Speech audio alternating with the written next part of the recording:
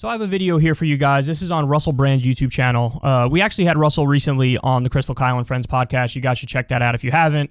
Again, the audio is free for everybody. You could look at any of the podcast platforms that you prefer to use and get the audio for free, or you could sign up on Substack for free and get the audio version as soon as it drops, or you can get the video version a day early, pay $5 a month, and you would see the video version of Crystal Kyle and Friends with Russell Brand and every other one we do.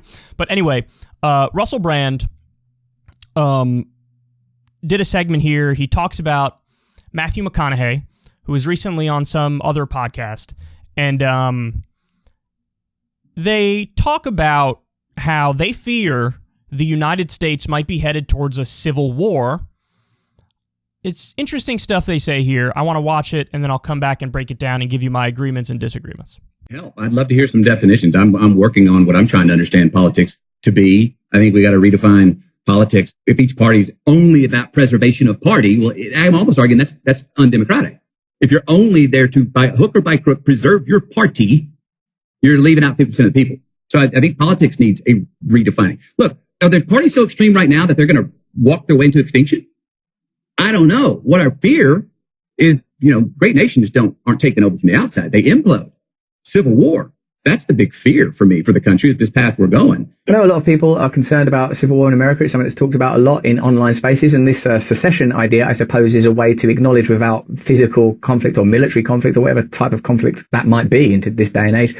Tim Pool, when he was on the podcast, talked about that we're already in a phase of civil war in terms of contempt for both sides. And even the results of this survey suggest a degree of disparity and oppositionism that is a challenge to the idea of one cohesive nation. That a new type of politics is required. And you can't have a political situation that is so judgmental and condemnatory of the other 50% of people, or whatever side. Once contempt enters the argument, I think you're in real trouble. Compassion and love for people you disagree with is sort of fundamental, I feel. It's not constructive. I don't see the way out right now through politics, right, unless it redefines itself and repurposes itself.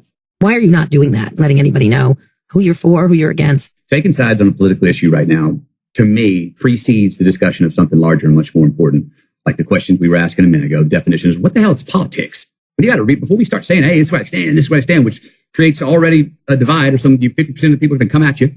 Let's answer these other questions about purpose of democracy. All right, what is progress? How about this question? Do we really want to be a United States of America? And I don't say that with arrogance or condensation. It's a question we got to answer. What is leadership? Why is our nation's trust level so low with our leaders, with ourselves, with each other? That's more interesting to me before we start hopping in the middle of politics going, well, this is where I stand here and this is where I stand here. Everybody needs to be in the conversation to answer the questions that I was just bringing up. So does America need a divorce? Would all the nations in the world benefit from devolution? Is it a fact that the reason to concentrate central power at the level of state government is in order to create relationships with transnational global corporations in order to treat the population of that nation state primarily as a marketplace and prevent there being any real democratic process, because that real democracy would prevent those relationships functioning without interruption? So many questions. What do you think would be better for your country, America? What do you think would be better for Britain? What kind of democracy would you like to live in? What do you believe progress to be? What would a better world look like? Do you think it's possible for the apparent opposing sides, who in my opinion aren't a million miles away from one another, what would it take for them to work collegiately together in true union? Wouldn't it be beautiful really if one day we could all cooperate and collaborate together with freedom, with absolute freedom, like that we could run our own lives and communities? In a sense, unless we mobilize, unless we have these kind of conversations, we are doomed to more homeostasis in a world that is, well, it's not stagnating, it's bursting into flames. It's a combustible situation. Okay, so let's break this down. Matthew McConaughey was saying, are the parties so extreme right now that they're going to walk their way into extinction? And then he brings up, civil war is the thing that I fear. Here's the thing about claims that we may have a civil war in the U.S. We have way, way, way too many phenomenal distractions to ever get us to the point in the modern day and age where there's a civil war. I have no doubt that there's some percentage of people, small though albeit, on both sides that are like, hell yeah, like we should have that. But then you go, ooh, there's a new show out on Netflix and it looks phenomenal. Let's take a look. Ooh, my favorite streamer on Twitch is doing X, Y, or Z. I got to go take a look. Ooh, a new YouTube video just dropped. I should check this out. And the list goes on and on. I really do believe that with modern technology, it has this ability to pacify us. Now, some people might say, well, that's a terrible thing because you become more disengaged in a variety of ways. And other people might say, well, it's a phenomenal thing because you want to avoid the worst case scenario, which would be some sort of a potential civil war. But I would say I think it is a massive, massive reach in today's day and age that there would be a civil war in the United States of America. The thing that people should fear is basically the new Cold War, the ramping up of tensions with China, for example. There's an issue going on with Taiwan where tensions are sort of peaking. Russiagate was not good in the sense that it sort of raised tensions with Russia. Of course, you have the neocons and the war hawks and the imperialists are just itching for a war with Iran as well, for example. We're starving Venezuela to death and sanctioning them out the wazoo. And all these things are massive destabilizing forces that put everybody at danger. And then, you don't even have to bring up the obvious ones, climate change. But I'll get to the most important issue, which really should be front and center in just a second. Russell talked earlier in the clip, and you didn't see it there, but he talked about how 50% of Trump voters want to secede, and even 41% of Biden voters want to secede. And I covered that poll that came out not that long ago on my show as well, and this was Russell weighing in on that and bringing in the Matthew McConaughey clip. Those numbers are surprising, but the other portion of the poll, I think, actually has the answer embedded in it.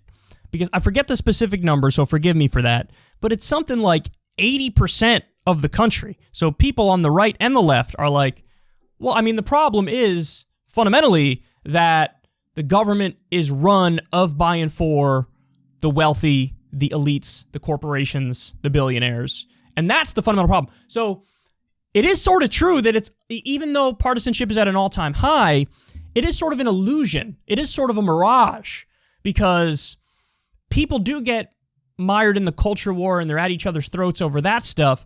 But really, there's way more agreement than you think on the material things that matter most, like the economy, like endless war and foreign policy. Russell Brand says that compassion and love is fundamental. This is very, this is a consistent theme for his YouTube channel and his commentary, is that he wants everybody to sort of come down to earth a little bit and have compassion for your brothers and sisters, even when you massively disagree. Matthew McConaughey says, quote, I don't see the way out is through politics. I don't see the way out is that taking positions on issues, that are divisive. And then he goes on to say, we should really be talking about what does leadership mean? What does progress mean? Why are our trust levels so low in the government? So I'll answer that last question for you. Corruption is the reason our trust level is so low in the government. But I really don't agree with McConaughey's sidestepping of answering direct questions on policy positions. So he says, he basically doesn't see the value in taking positions on political issues as he wants to run for governor of Texas. And it's like, but you sort of have to do that. That's par for the course. You can't say, I want to run for this leadership position, but I'm not going to tell you what I think on any of the specific issues. You're really putting the cart before the horse if you say, I'm not going to tell you where I stand on this stuff, but vote for me because I'm me and I believe in good things and I'm against bad things. So let's come together. Let's have love. Let's have compassion. Let's be leaders. Let's progress into the future. Progress towards what? What do you define as good? Would progressing towards having no abortion be good to you? Or would you like to progress towards giving people more freedom of choice on that front? Would you like to progress towards higher wages? Or would you like to progress in a way that appeases corporations and so you don't raise wages and you give the corporations a tax cut? You can't, I really don't I've criticized a lot of people who've decided I'm going to run for office, but then they don't have their platform out yet. The very first thing you need to release is your platform. The very first thing you need to release. So on that front, I think Matthew McConaughey is sort of being a master sophist, where he's saying, vote for me because I'm me and I believe in good things. Well, what are those good things? You have to define it. You have to tell me what your stances are on the political issues. Now, don't get me wrong. You could run on those issues and say, hey, here's where I stand, but I also want to make a direct appeal to voters on the right and the left. You could do that. There's nothing wrong with that. But he's not doing that. He's saying, I want to appeal to voters on the right and the left, but also I'm just not going to tell you what I think on the specific issues. Well, then why are you running for governor? You can't run for governor in a non-ideological way. And when he says, I don't think the answer is through politics, everything is politics. Everything is political. Every aspect of your life, from when you wake up till when you go to sleep, there's an element of politics that runs directly through it. And Russell goes on to make an interesting point. He says, is it the fact that centralized power is there to represent transnational corporations that's the problem? So in other words, he's saying, when you consolidate power in a centralized way, or in a national way in the U.S., federal way, so if the federal government, this giant entity, this entity on the top, has all the power, is the downside of that you're going to have transnational corporations take over and just sort of run everything.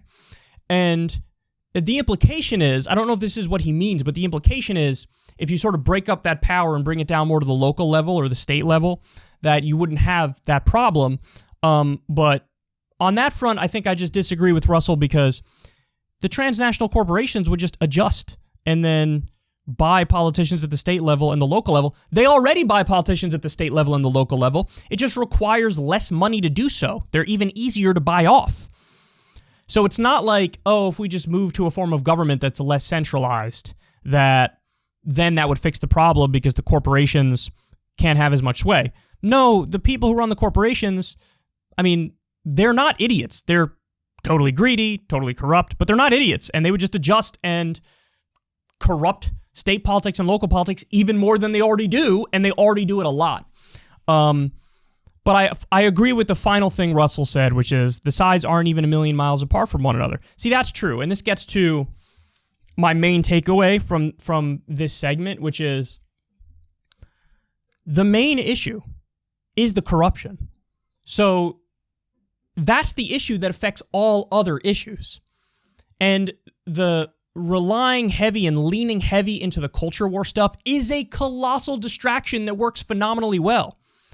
If you get people to yell at each other 24/7 over Dr. Seuss or over whatever viral video of somebody being an asshole is, big on that day, then rich people could just keep rigging the system and run out the back door with all the money and the influence and the power.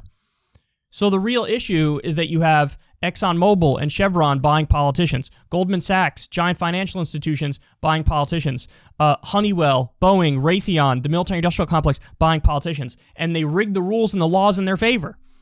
And so that's why you have a tax policy today that is more kind to the well-to-do than it is to working families. So that's the main issue. Now, here's the thing. I truly believe if you address the corruption, you get rid of the corruption, and you have a more representative system where politicians represent the people and not the corporations, that it brings down the temperature massively in the culture war. I mean, political science research has known this for a very, very long time, that you only have a demagogue like Trump get power when people feel like the system is just totally non-responsive, so he was a metaphorical brick through the window of the establishment. So if you improve people's material well-being and their conditions, then they're going to be less at each other's throats naturally. Now, am I saying there will be no culture war at all if you get rid of corruption and if you address the needs of the people? No. All I'm saying is the obsession with it and the temperature being so high, it wouldn't be like that. There wouldn't be as much of an obsession with it, and the temperature would be brought down a lot. It's the same reason why bigotry and xenophobia peaks when the entire country is struggling. Because then what happens is the elites can scapegoat poor black and brown people and say, see, white working class voter, it's really not our fault for rigging the rules in favor of us and against you. Get mad at the poor black and brown immigrant who's taken your job. And so that xenophobia and bigotry it's able to work and take hold more when the system is rotten and corrupt and rigged against you. So if you unrig the system, all that other stuff naturally becomes less of a problem. It'll still be a problem, and we still have to address it head on its terms, but it would be much less of a problem. And I say the same thing to the idea of seceding from the Union, which this poll showed half of Trump voters want to do and almost half of Biden voters want to do. Am I against it period, in all circumstances? No, of course not. If all else fails, yes, then something like that would make sense. But I don't think all else will fail. I think that once you address the corruption, which we all agree is the main problem, then fewer people will want to secede. So anytime a nation is healthy and thriving and doing well economically, and the people are being represented, all these other social ills become less and less of a problem. People become more tolerant and more open and nicer when their material well-being is taken care of. So, the answer to me is get the money out of the political system and also implement a sort of national direct ballot initiative where we have direct democracy at the federal level, where the American people, every time they vote for president, they could vote on whatever the top 5 issues of, the current political moment are. So wouldn't it be great if we could all, next time we vote for president, you get a direct say on whether or not marijuana should be legalized nationwide. You get a direct say on whether or not the minimum wage should be a living wage. You get a direct say on whether or not we should end the illegal wars. And the list goes on and on. You get a direct say on whether or not we should have Medicare for all, if we all voted directly on that. Because I have no doubt, since the people aren't corrupt, you would see 80, 90% of Democrats vote the right way, 70% of independents vote the right way, and even 50% of Republicans would probably vote the right way on the most important issues. Because again, there is more agreement than you think there is. It's incredibly misleading, and it's this charade to make people think that, no, actually, you guys disagree on everything. No, you don't. You disagree on some culture war stuff, and you talk about that 24/7 when we're bearing the lead about the areas where people agree when it comes to corruption, healthcare, wages, war, and other things. So, I don't know what Matthew McConaughey is doing. I don't think he's running, if he's even running yet, I don't know. But it doesn't look like he's very serious and is willing to take policy stands, which he needs to do. But either way, I don't think there's going to be a civil war. And I don't think the solution is just to, break up the current system and bring it down to a more local and state level, because then the corruption would just infect that. The real answer is get rid of the corruption on top of giving the people a more direct say. Hey y'all, do me a favor and like and subscribe. It helps out big time in the algorithm. Click the bell as well for notifications when videos drop, and watch that video on screen right now. You know you want to.